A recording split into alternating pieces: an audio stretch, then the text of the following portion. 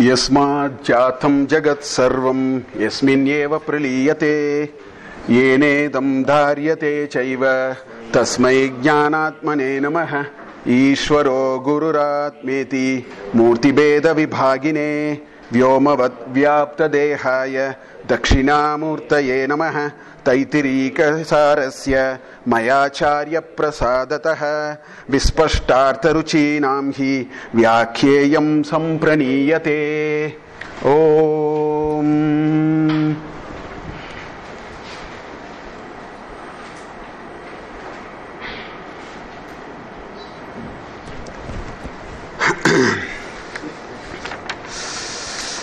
Okay, welcome you all for this next series of Satsanga on Taittiriya Upanishad. After 4.5 years of discussing Bhagavad Gita, by the will of God, the grace of God, we have taken courage to dwell into Upanishads. And we will be starting the Taittiriya Upanishad today.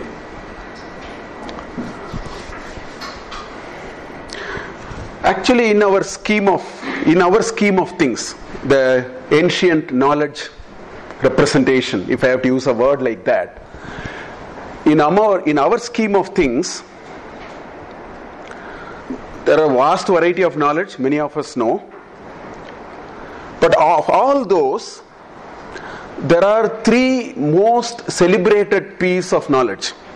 They are most important, they are most celebrated, and they are most critical and considered the most ultimate in terms of the knowledge.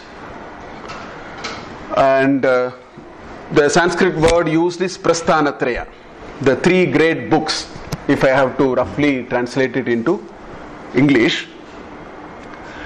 Of that, Bhagavad Gita is one, which is called Smriti Prasthana. Smriti is that which is remembered. That's why it's called Smriti. So Bhagavad Gita forms part of Smriti Prasthana. Then you have a second body of knowledge called Shruti Prasthana. Shruti is that which is heard.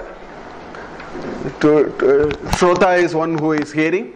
Shruti is that which is heard.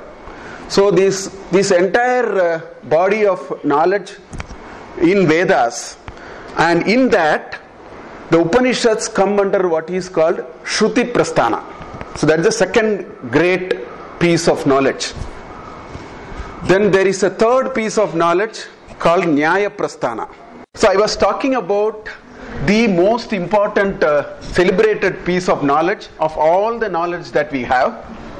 Of that, Bhagavad Gita is called Smriti Prasthana. Then these Upanishads are called Shruti Prasthana. And you have a third category called Nyaya Prasthana, which is Brahma Sutras. There are about 540 odd sutras. These three are the most celebrated piece of knowledge repository in this country. And last 4 years we saw the Bhagavad Gita. And anyway, we will talk about Upanishads. But learning Upanishad is a very different cup of tea compared to learning, for example, Bhagavad Gita. There is a completely different paradigm. There is a completely different assumption. So I think it is very important for me to first talk about them. Otherwise, we may not be able to appreciate Upanishads. The way we understand, the way we make sense of Upanishads is a little different. And therefore, I want to spend some time on that, if required today and next week, because this is a very, very important foundation. Otherwise, we will never be able to make too much sense out of the Upanishads. But before we do that, I think we must step aside a little bit. Only then we will know why Upanishads and so on. So let's leave all these discussions for the moment, right? And then we will ask a few questions about ourselves. I think it is very, very important. Let's try to understand what is happening to us? We are all, and what is happening to not just us, what is happening to all living beings, which also incidentally includes us, human beings also. Let's stand a little back and ask, what are we doing as living beings? It's much easier for us to talk about human beings. The other creatures may be difficult, at best we can guess. Now what is happening? Now we all seem to have certain simple goals in our life. I was just listing a few of them. For instance, we want to be free from bhaya. We don't want fear. We want to be free from shoka. We don't want to grieve. Nobody wants to be sad. Nobody wants to have fear in life. In fact, all these are true of animals also. That's why you try to go and attack go near an animal, it will attack you. Why? Because it doesn't like fear. It doesn't like bhaya. It doesn't like grief. These are all true. A one-celled amoeba has its own mechanisms to even do this. This is a world order. We are all implicitly wired to do this. So we don't want bhaya. We don't want shoka. We don't want grief. We don't want to be constrained by any ways. These are simple goals in our life, actually speaking. Right? We develop our own understanding of sukha. We have our own understanding of this is what joy is, sukha is all about. I mean, all of us are doing it. Every one of us, from a newborn child to everybody, actually develop our own notion, our own understanding of what is called happiness. And we all want happiness. Who said we don't want happiness? We actually want happiness. So we develop our own notion of sukha, and therefore this is what sukha is. So now I need to pursue that, because we all, at the end of the day, whatever we do, these are the goals. We may not explicitly state that. This is what we are all about. So we come with another assumption. Now I know that these are the things I don't want. I want happiness. All that. And therefore we think if I take certain decisions, prioritize many things in my life in a particular way, I will get peace and tranquility. That is what we want at the end of the day. You ask anybody, irrespective of the age, irrespective of their gender, irrespective of their nationality, they may use a different language, they may even articulate it differently. We all live because why? We want to have peace of mind. We want tranquility and peace. Somewhere that is the goal. There are a few other goals which we don't find it explicit, but they are all in us. Another goal is, I would say it is a wish list rather than saying a goal. I will use a Sanskrit word called Desha Kala Aparichinna. I want to be completely free from the notion of time and space. I mean, if you can give me that, I will be too happy. What does that mean? Time cannot constrain me, which means there is nothing like old age. That is what it means. Kala Aparichinnata, which means this constraint of time is gone. This is my wish list. If somebody can give me, why not? This constraint of space. Why am I so much constrained about space? The moment I think I should be in US, or I know, this notion of space must disappear. I mean, this is a great wish list for me. I mean, we don't explicitly state it, but if anybody says, I am going to give you Desha Kala Aparichinnata, nobody will say, I don't want it. They will grab it. So in that sense, that is also one of our goals. Right? There is another wish list, much greater than this. Again, if I have to use a Sanskrit word, it is called Nirupadhi. Upadhi means some material. See, we are all made of some material. This is a frame which is 5 feet 11 inches, weighing some 60 kg. There is a material behind it. Panchabhutas are there. Imagine a possibility. These are all scientific fiction movies also talk about it. Imagine a situation in which I am out of all this. I am Nirupadhi now. This constraint of material which is constraining me as an individual, if there is a way you can take it out, I will grab that offer. So like this we have several lists. Some of them we are able to state very explicitly. Things like I don't want fear, I don't want grief in my life, I want happiness, peace of mind. These are all much easier and we say it a little more explicitly. But the last two are there, we don't say. And how do you know it is there? If somebody makes an offer, you will never say no. If somebody says I will make you independent of time, who is going to say no? Definitely we will not say no. So there are certain things which are implicit, but there are certain things which are explicit. I think this is true of every living being. It is true of how we actually conduct our life, and this is what it is. Now, what do we do? So what we do is we made these assumptions, and each one of us uniquely make these assumptions. I make an assumption, these are the ways by which I will be happy, because we don't differ on our goal, but we differ on our path. So I make my own list and say, if I do these 10 things, or if I respond in this particular way to a particular situation, my happiness will be preserved. This is how we conduct life, and this is where we all differ. I do it in a particular way. Why? Because my assumptions, we all agree on the goal, and that is peace of mind. You also said peace of mind, I also said peace of mind. You also said happiness, I also said happiness, but we pursued differently. This is the reality of life. Correct? And so we engage in different activities. Let's say one person thinks you do a social service, you will get peace of mind. Another person thinks you earn a lot of money, you will have peace of mind. And we have come with our own ideas. In fact, the greatness of Upanishad knowledge is, it is a knowledge about us. It doesn't talk anything hypothetical. So these are the issues which we need to actually squarely face. Upanishad has to face these, talk about these issues. So we all differed with the same goal. Even you take in the same organization, in the same role, two of us are working.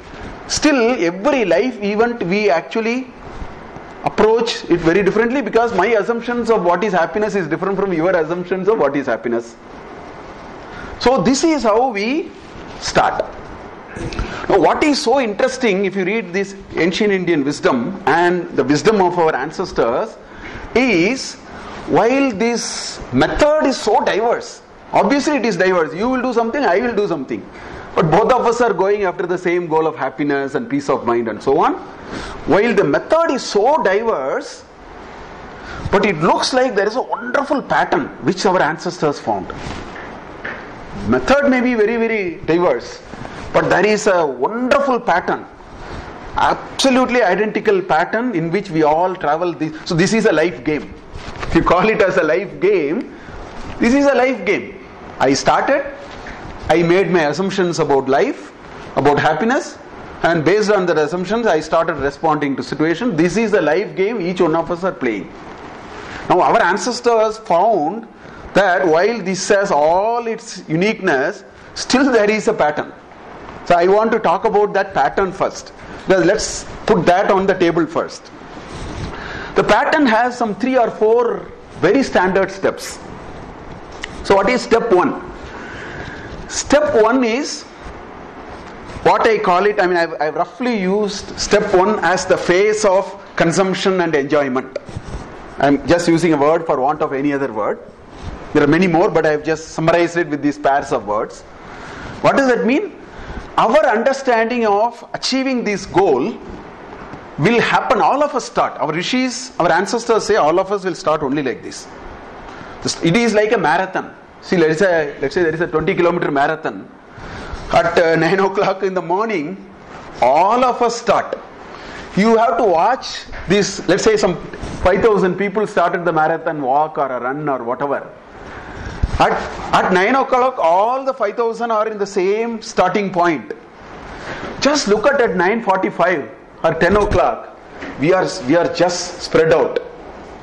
Look at it 2 hours later, some of them are actually walking back, some of them are sitting, some of them are walking forward. All these are happening. So this life game is exactly like that. We all start with the same kind of thinking this is the road to go. And our Rishi says, what is that? The first stage is like this. Our field of operation in this journey is the world outside. That is the field of operation in which we are going to conduct this game called life game. It is the world outside. And moment you say this whole field of operation is the world outside, that tells very, very important things.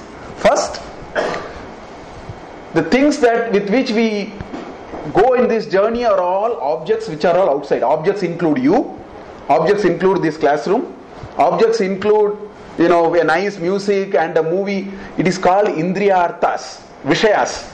The word they use is vishaya. Now, moment you say the game that I play, the only this thing is the world outside, then objects are very important. That's very, very important in this game. Then there is a means of acquiring these objects. Now we have to, this is like a game. I have to maybe acquire things from the outside because my sukha, my happiness, my peace of mind, the reference frame is only the outside world. This is how all of us start. So everything you have to look outside. So now you need equipments. The equipments are the indriyas. Indriyas the indriyas that we have are only externally focused. It can never focus inside. You can't call it as a defective design. That is the design. Indriyas can always look at only outside. You can never look inside. Why? Because that's how we started the game. And so God thought, let us, obviously put it like that. So we have to use the indriyas to consume things and hopefully enjoy. And because we have defined what this sukha is, what enjoyment is, we know. So we pursue it. This is how all of us start. So the type of knowledge we need to achieve this are knowledge like management, chemistry, physics, everything is required now. Intercommunication skill, because we are now dealing with the outside world. So this entire knowledge that today's modern education is giving is all about how do you deal with the world outside. Looks like that is stage 1 of the game. So let us play the game. So let's gather all this. So we need the right knowledge, we need the right equipments, we need the right platform in which we have to do. Everything is only external. This is how it looks like the whole living creatures start their journey in this life game. So we all do it. Things become very tangible. I start seeing sukha. I start seeing happiness the way I define. So it only reinforces my idea even more. So we start logically, we now ask, and how do I improve it? How do I make it even better? Because now I am able to see it. So this is step 1 of the journey. And if you read our ancestral knowledge, and if you can take a clue from that, it appears this step 1 is a very, very long drawn process. This stage 1, Adi Shankara in his Viveka Chudamani says, Shata Koti Janmas. Koti is 10 power 7. Shata is 100. So now 10 power 9. Average lifespan is 100 years. So 10 power 11 human years. If you have to take a simple quick back of the envelope calculation, you will do this journey for 10 power 11 years. This is what he is saying. If you want some reference number somewhere. All that I am saying, this stage 1 is a very, very long drawn process. We will believe this is what it is and we will keep going. And we will keep going and going, and then we will find things seem to work. So we need several janmas. We will come to that story a little later. Because our ancestors have given answers for all these. So how do you play this game? Ancestors have given a wonderful piece of knowledge, which I will classify a little later and quickly show it. So if you want to play this game, the ancestors actually have given all mechanisms to do it. Now, after very long years of doing this, we reach step 2, or I call it a stage 2. So what is that stage 2? This apparently a long journey that we are going through is indeed an evolutionary process. So it is not that we have wasted time. Looks like it is actually an evolutionary process, a path on which we are going. Now, if you read our scriptures, the knowledge that are all in Upanishads and all that, 3 things come very clearly. The wisdom of the seers tell that when we go through this long journey, we accumulate, we actually reach a stage where what happens is we find three major limitations in our assumptions. Three major limitations. They talk about three major limitations. What are those? First thing he says is atruptihi, anubhave. The more and more and more you consume this so-called happiness, it always leaves with you a sense of dissatisfaction. I mean, in simple things we know. I mean, I like halwa. It's all law of diminishing returns. We have to use economics. It's all law of diminishing returns. How much grams of halwa can I eat? How many Mysore Paks can I have? After a while, you actually ask very serious questions. Is life Mysore Pak or something else? This is a simple life example we have. Same idea. Anubhave atruptihi. The more and more we consume, this has been a uniform experience. It doesn't take you to satisfaction. Right? That's why Adi Shankaracharya used in Bhaja Govindam a word called Trishna. He says Trishna. Muda Jahihi Janagama Trishna. Trishna is a word in Sanskrit which means unquenchable. See, if you have thirst, 1 tumbler of water, maybe 2 tumblers of water, you are quenched. Bubuksha, you are hungry. How much can you eat? Maybe a little bit more, but it will come to a halt. Trishna is unending. So he says this unending thing actually takes you. The Yayati story in Mahabharata also is, his stories are meant to point to these ideas. So the first imperfection people slowly come to terms with is Anubhave atruptihi. The more and more I do Anubhava, I have not reached that 100. I am always finding there is something missing. So then they ask, is there a problem with this assumption, or are we missing something? This is the first problem. Second problem that they see is dosha mishranam. Mishrana is mixing. See, this is buy one take one offer actually. Sukha comes always with dukkha. Unfortunately, that experience starts coming. It's not a pure, it's not a pure commodity for you. The more you engage into sukha, the dukkha also comes. Life is a roller coaster. At the end of the day, that becomes a reality. So now you start asking, this buy one take one offer is not very interesting now. Because you want only this, but that is also coming. So it is mixed with dukkha. Dukkha mishranam. We all start seeing that there is a limit to this paradigm. This paradigm is actually challenging me. It is really putting some kind of a limit. Is the second issue that might come up. The third issue that comes out is it has a tendency to bind you. Bandha. The more and more you engage in this paradigm and then move forward in life, you find that it seems to tie you. It makes you limited, it makes you weak. There are many ways to understand what is this bandha. Right? So as these three things slowly start emerging, so this is step 2. Step 2 is a phase of questioning the basic assumptions. We started with the assumption that we want peace of mind and dukkha. Now at the moment we come this far, we will not change that assumption. That's a very robust goal. We will ask, is my assumption of how do I reach it is right or wrong? That question will come because of these three. Because, atrupti is there, dukkha is mixed with, and it is binding me. So now you say, it looks like my goal seems to be alright, but maybe the path is not alright. This feeling will slowly come. I don't know after how many janmas it will come. I am sure for all of you it has come already. That's why we are sitting here. No, I tell it 1,000 times in my Bhagavad Gita class. It's impossible to spend 1 hour on a Monday here. Because we have 1 million good things to do in life. That's what we think.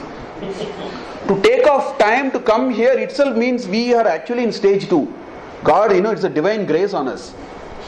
Somewhere, these are all happening simultaneously. This is not you give up this and go. It is the proportion that is changing. So this thought will ask us, should we have to redefine this paradigm of what gives you peace of mind?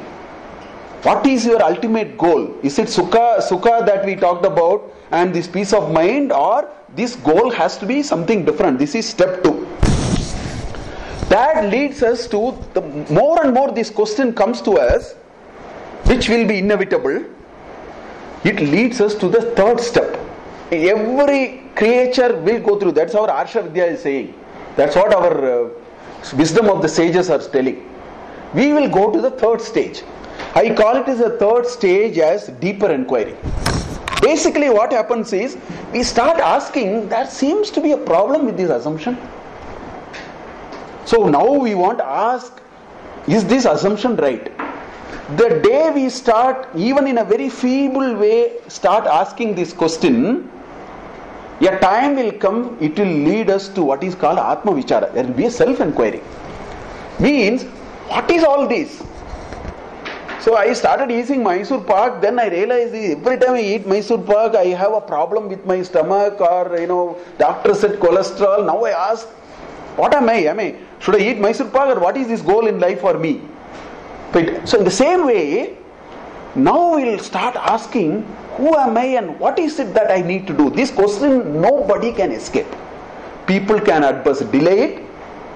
People can pretend not to, when the writing on the wall is there, not to see it. People can avoid it and then run away. All that we can do, but we will return there. When we will return? So it all depends on how much we have clarity on the previous steps. So that will take us. So all these, actually the more, and these are all parallel things, which means we will engage in the world outside in this so-called notion of sukha and dukkha, but something else will start bothering us. Looks like I am doing it, but looks like there is some sense of incompleteness. This is what our Arsha Vidya is finally, first of all it is telling it. It is telling you have 2 dimensions in life. Now I will take the first sentence of Shankaracharya in his commentary to Bhagavad Gita, where he put it so beautifully. That life is 2-dimensional. In fact, this itself may be a great realization for us. If you can move to this stage, that life is 2-dimensional, we have actually opened up an inquiry process within us. At our own pace we can do. So what did he say?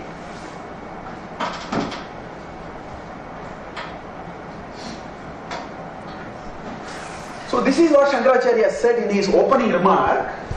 He said, Dvivido hi vedokto dharma. In the Veda, the so-called dharma was told in 2 ways. Dvividaha. 2 ways, 2 times. This is what Shankaracharya starts by.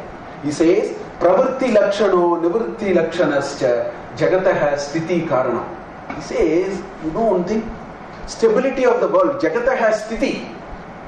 Stability of this world rests on a cardinal principle which has a 2 dimension. This is what he is saying. One is called Pravritti Lakshana, another is called Nivritti Lakshana. So Pravritti is all about work. Pravritti is, this is the assumption with which he started. Let's do work, let us engage in the outside world, let us gather assets. That is going to give us the freedom, the joy and the freedom. This is how we started. So Pravritti we are doing.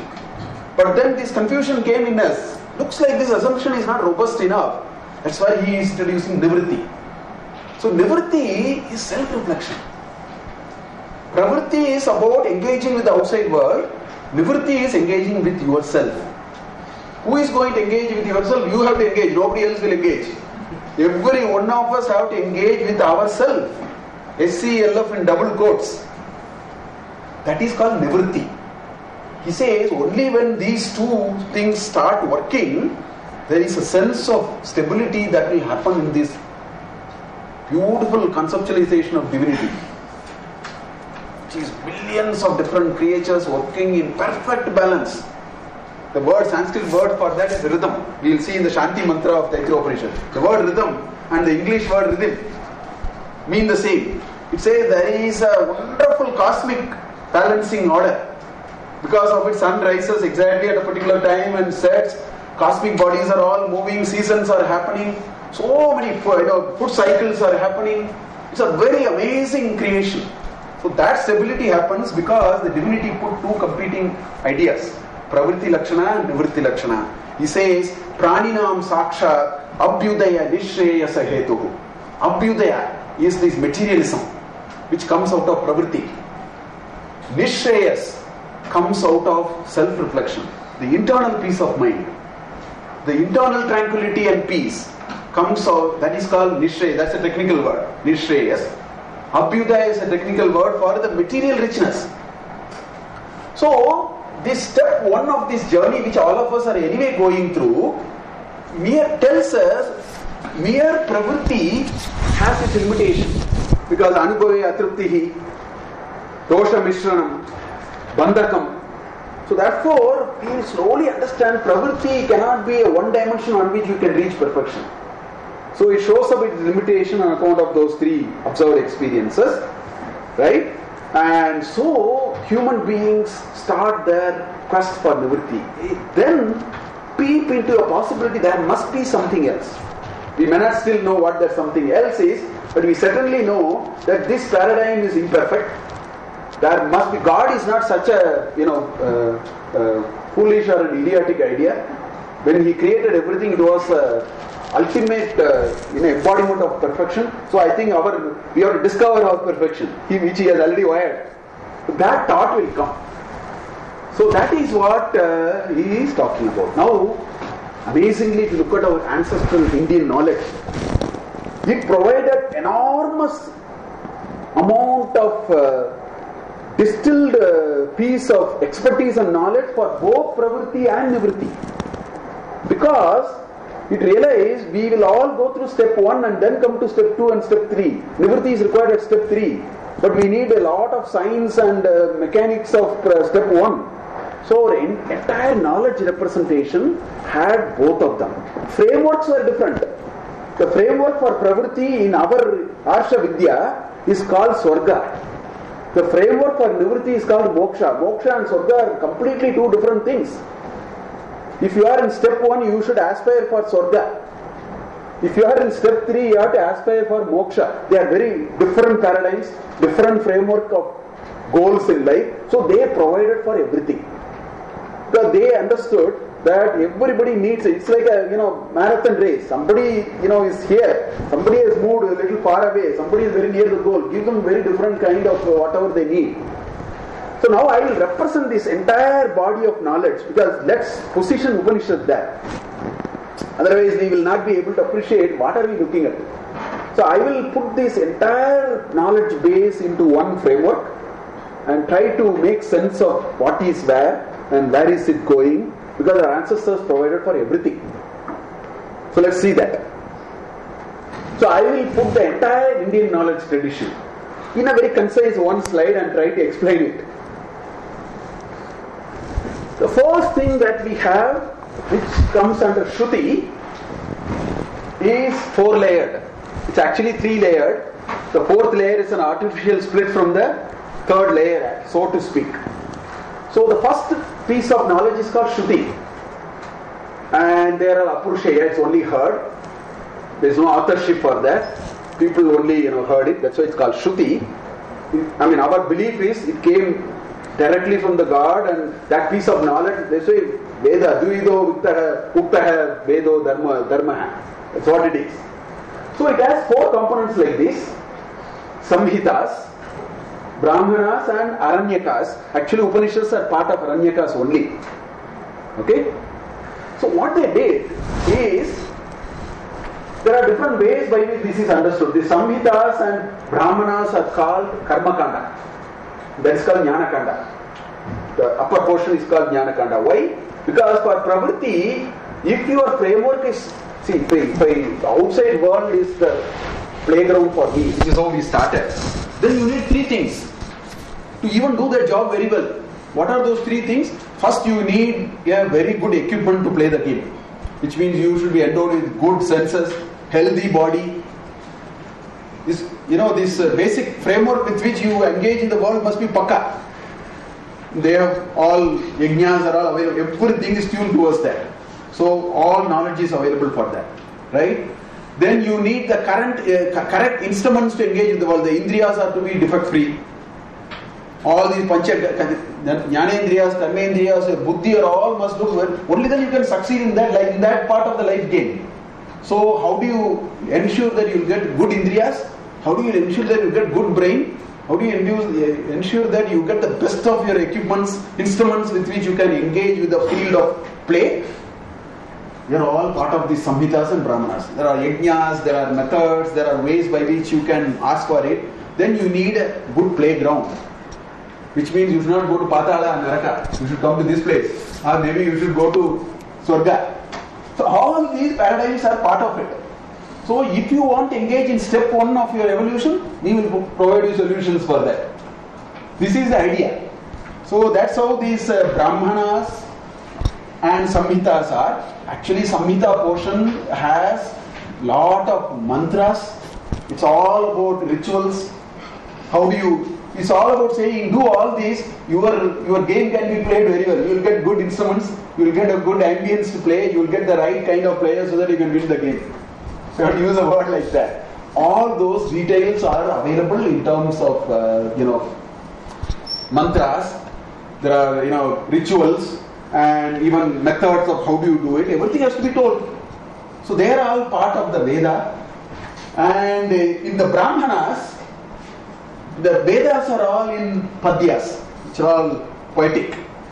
The Samhitas. Samhitas are all poetic. They are all subject to meter. Whereas Brahmanas are all, the rest are all in Gadyas, prosodic. So sentence form. So this further provides instructions on some of the rituals, some of the procedures that we need to do. All those are there in Brahmanas. That's the second layer. So the first 2 layers are called Karma Kanda. You want to engage in the world. Karma is all about engaging with the outside world. I will tell you how to do that. I will make sure you got the right instrument, right ambience, right context for you to win the game. If that is your goal. And I will also tell you what is the goal. Goal is Swarga. Go and enjoy that. And the more you do it, the longer is your stay there. So it's a kind of a framework which is in all ways, and there are other pieces of knowledge which are connected to this. I am looking at only the Veda part now. There are other pieces which are all part of this paradigm. There is a set of knowledge. So you have to take all of them together in Smritis and so on. Then comes Aranyakas. The Aranyakas are that piece of knowledge where the inquiry starts. For those who said, no, things are not alright. I find something missing. Now I don't even know how to go forward. They are all discussed in Aranyakas. So the Aranyakas have a little bit of mantras, which is more a connection.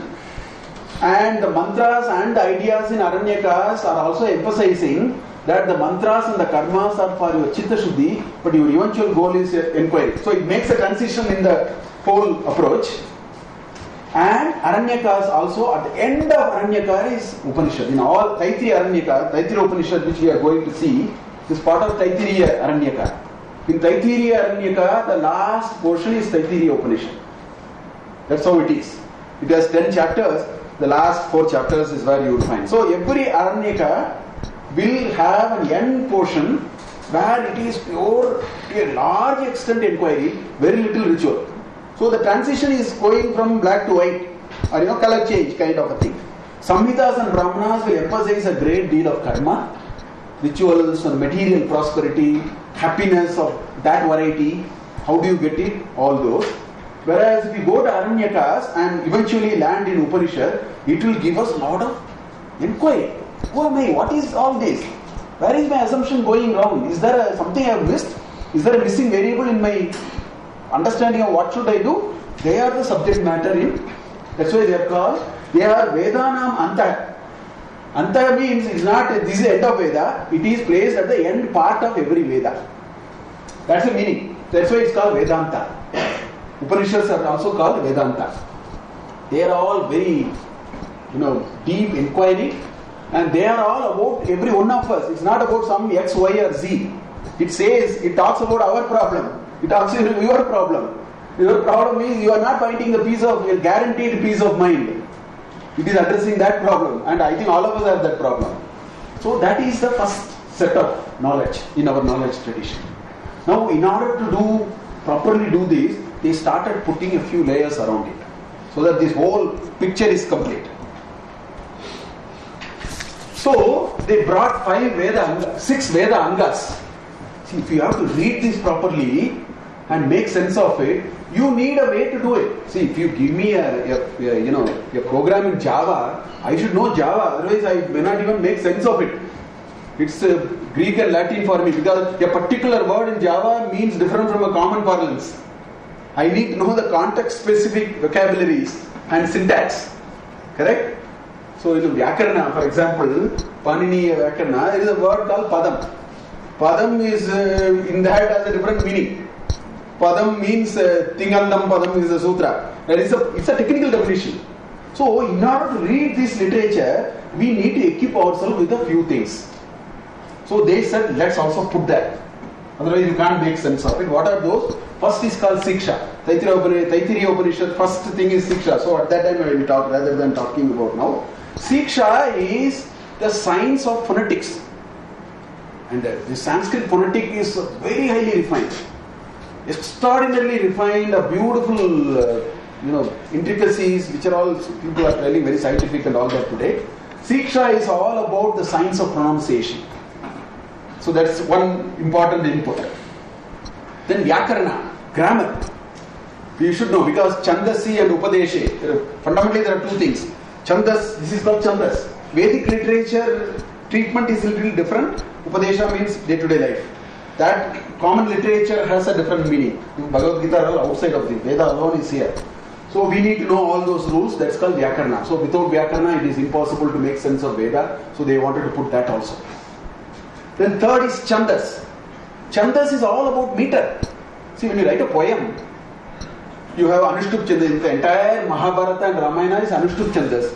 Gayatri is a specialized form of Anushtup Chandas. 3 into 8, 24. Right? Nishchit Gayatri means one less, 23. Nishchit means one matra lopa, missing. There are technical words anyway. So we have Brigati, Pankti, all those 7 are there. Right? So those are all Anushtup, which means it is the meter. In fact, if you remember, those who attended my Bhagavad Gita class, I used to show how, because of the meter, you can find out mistakes. I have shown it once or twice. If you know that it is Anushtup, 8 aksharas must be there. So it is all foolproof ways of detecting mistakes also. Because a poem has to be written with certain syntax. That's called Chandas. So that's the third part, because the entire Samhitas and Brahmanas are in, Samhita is in actually Padyam. So they're all, it should be metrical. So that's the third knowledge they put. Then you have Nirukta. See, the Vedic words, it's an etymology of words. Normal words and Vedic words are a little different. So you need now a way to explain how the words are constructed. So it's a Rishi by name Yaska who actually came with Nirukta. He brought this knowledge, because if you have in doubt here, you should go and refer it. What does it really mean? How is this word constructed? So it is the etymology of how the words came in Veda, not in the regular thing. These are all for the Veda. So that is the fourth, Nirukta. Then Kalpa. Kalpas are all, Shrauta Sutras, Grihya Sutras in Samhita and Brahmanas. There are lots of rituals. And in order to do rituals, you have to give a lot of, see, when you have to engage in work, you have to give detailed work instruction here. Word of Vyavahara is full of do's and don'ts. If you want to drive outside, please go on the left side if it is India. You have to need that instruction, otherwise it will be chaos outside. If you are in US, you have to drive on the right. These are all do's and don'ts. Vyavahara requires dharma. Vyavahara requires do's and don'ts. Otherwise it will be chaos. That entire piece of knowledge, there is Grihya Sutra, Shrauta Sutra. Shrauta Sutra is about how do you do the do's and don'ts in the yajna. Grihya Sutras are these 40 samskaras. As an individual, how do you prepare? Because you are now looking for the best, experience outside. You also need to prepare. You need to put your bit of, so they are all in the 40 samskaras. Pumsona, Simutona, like that, Jadakarna, Namakarna, all the 40 samskaras are there. They are all in, then there are Kalpa Sutras. There are specific rules. How do you do the Vedic altar? All those are part of, so this entire thing comes under what is called Kalpa. So that tells some of the sort of Dharma Shastras, do's and don'ts of what should be done, how it should be done, what should not be done, what precautions you must take. We need it. Even when I operate these, my friend actually sticks a do's and don'ts in here below. Because I should know there are too many buttons here. If something goes wrong, what should I do? There are some do's and don'ts, instructions. Same way. They are all contained in Kalpa. Then you have the last of these 6, which is called Jyotisha. Now this Jyotisha is completely different from the Jyotisha of today. Don't get confused. Today's Jyotisha is all about, will you be happy tomorrow morning? Will you get married day after tomorrow? That is today's Jyotisha. Vedic astrology is not that. Vedic astrology is all about using the planetary positions, knowledge of astronomy. It has a lot of astronomy more than anything. Using that knowledge to actually decide when I should do what. It is for fixing time to do things. It's all more for muhurta and those kinds of things.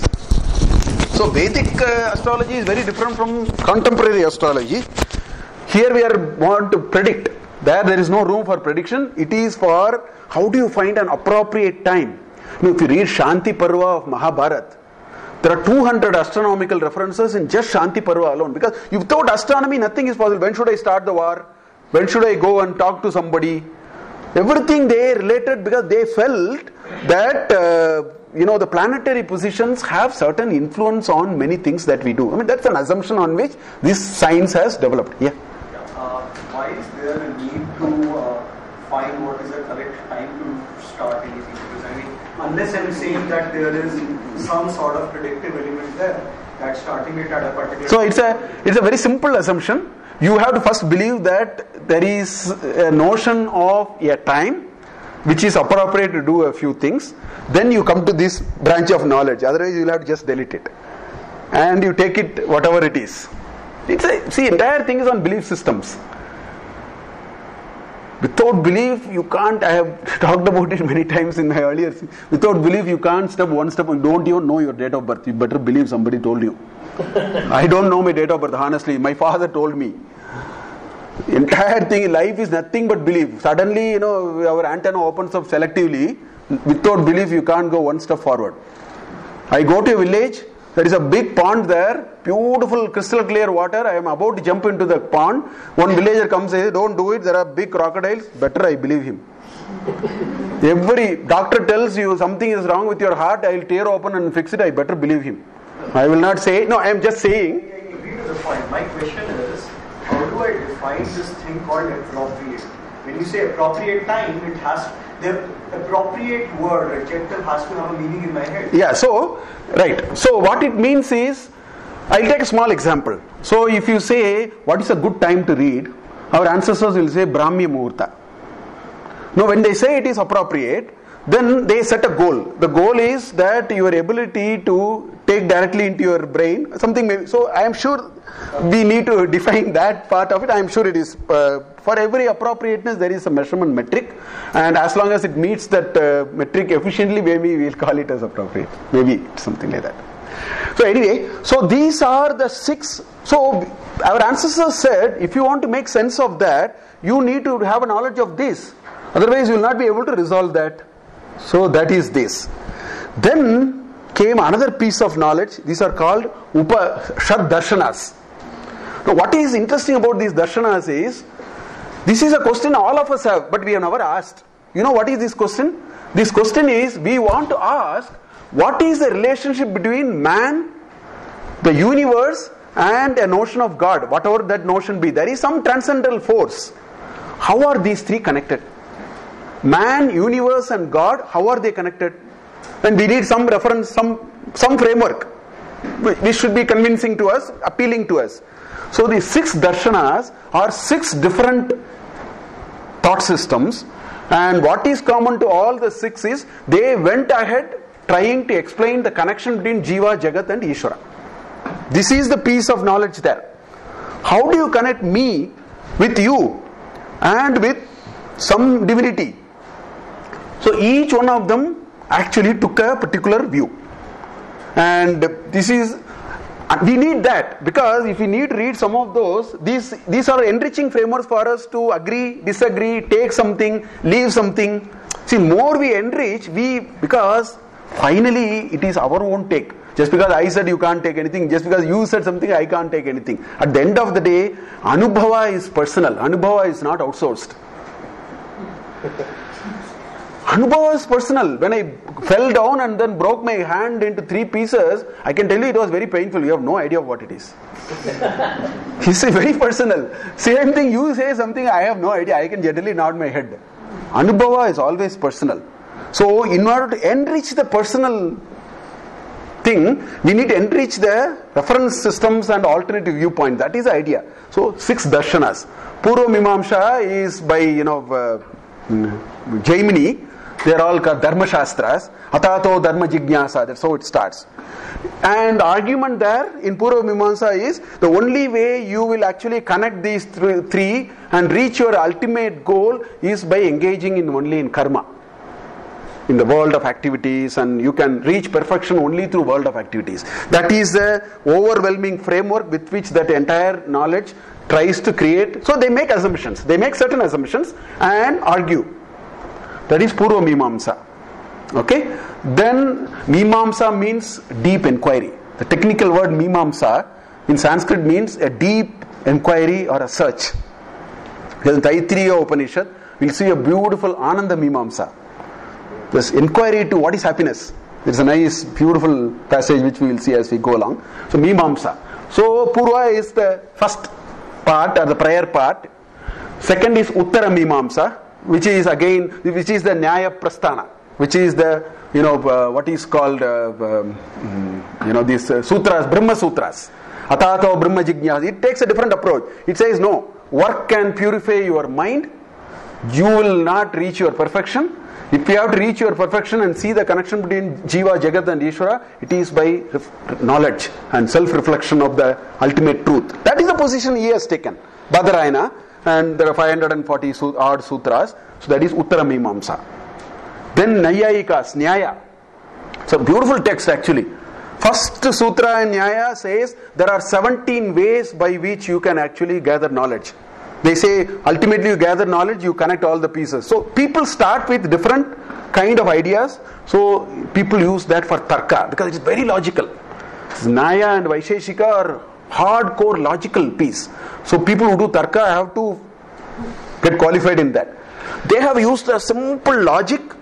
Absolute clear-cut logic means they will not say the camera is not there. They will say the abhava of camera is here. It's a very high-level language, you don't even understand. They don't say camera is not there. There is an abhava of camera which is there. Abhava is non-existence is existing. Something like that they will say. It's a very tight logic and all that. They use some 17 principles. Vaisheshika actually uses some 8 principles by which it classifies many things. So they want to connect these 3 triangles. This triangle of Jiva, Jagat, Ishvara, they want to connect. They believe in a certain assumption and they say go after it, you will be able to do it. Then you have Sankhya system, and this Kapila came with a 24 element with which he explained the whole thing. It's a beautiful psychological piece. The Triguna framework is there. He talks about Pancha Tanmatras, Pancha Bhutas, Pancha Karmendriyas, Pancha Jnanendriyas, 4 into 5, 20. Chitta, Buddhi, Manas, Ahankara, 24. Then Purusha and Mahat. So that's how it connects the Jiva, Jagat and it's another method in which they have talked about all those ideas. That is Sankhya. Then you have Yoga. Patanjali came with a 8-step process to reach salvation. Ashtanga Yoga, where we stripped off everything and then competed with gymnasium now. Today's yoga has nothing to do with Patanjali. We have taken a small portion out of it called asana, and then we are, in the same center it says you can learn yoga or gymnasia or aerobics. That shows yoga is now completely, hijacked into elsewhere. Whereas Patanjali's Ashtanga Yoga leads you to Samadhi. In fact, first to do Yama Niyama itself will be gone. Because you'll do yoga in the morning and then get into all act a little later. Yama Niyama, without that, what yoga? Anyway, he came with another set of ideas. So this is another set of knowledge because that will all help in our self-inquiry. Because we are now asking much deeper questions, so not smaller things. So this is another piece of tradition of knowledge which we have, which we can draw upon. Then came Smritis. In fact, all of them are broadly Smritis. Puranas, 18 Mahapuranas, Ashtadasha Mahapuranas, 2 Itihasas, Ramayana and Mahabharata, grand case studies in that. Okay? And Smritis, you have Manu Smriti, you have Yajnavalkya Smriti, you have Parashara Smriti, you have Agastya Smriti, like that, about I think 7-8 Smritis are still there. Smritis are a whole set of rule book of do's and don'ts. Just, I give this example always. Think about it. See, Income Tax Act is a bare act, is just about 30 pages. That's all. It's all very, very tight. So they are like this, what you see on the top. This bare act, Income Tax Act, is very cryptic. Right? Now I don't know what to do with that. So one person will come and say, a guide to Income Tax Act, and he'll write about 1000 pages. That is the Smriti. Now we have to say how to apply it. Somebody has to say, na? Because it will say Ahimsa Paramo Dharma. Huh? But how do I apply it? Please tell me. I mean, these are all fine, but tell me how do I go about? So that is what is contained in the Smritis. So it is like a detailed guide to Income Tax Act, 1000 pages. Now what will happen is, they will also bring a case law and income tax. Because even after the detailed guideline, you don't know how to apply. You will now say how people applied. Because people have tried it, they have found competing situation, they go to the case, court, and the court continuously fixes that. They are all available in the case law. These Puranas and Itihasas are nothing but case laws. The stories are all telling what happened when I tried. Veda said do it. Smriti said this is the way you do it. Now people tried, and what happened to them? I think these are all very important for us. Otherwise, the Income Tax Act cannot be made use of. Constitution is very, very cryptic here, but you have written hundreds of thousands of pages and case laws on that. In the same way, this upper triangle is the most celebrated piece, but in order to make sense of it, you have to create a lot of secondary literature. In fact, I would put in Smritis, Panchatantra, all Kavyas, Alankaras, everything you can put under it. These are all people have actually taken it out and said this is how you should do it. And people said this is what I tried, it didn't work. All those are part of this middle portion. They are also important in our journey in self-inquiry. Because it will give us some vital clues. It will, this is what it is. We will be able to.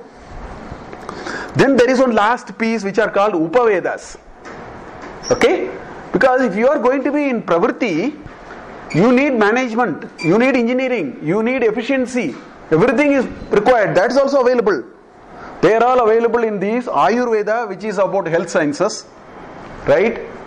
Dhanurveda is about war and archery and so on. It's also part of Pravritti.